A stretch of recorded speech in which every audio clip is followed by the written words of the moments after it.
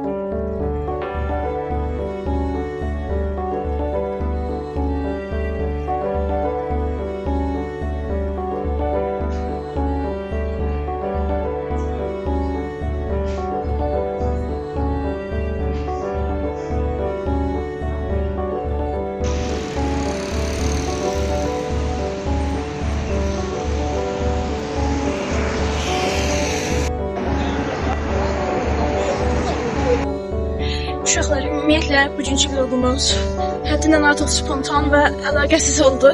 Çünki dediyim kimi heç bir fikir olmadan çəkdim ilk videomu. İndi isə evə qayıdıram və burada parkdan keçirəm.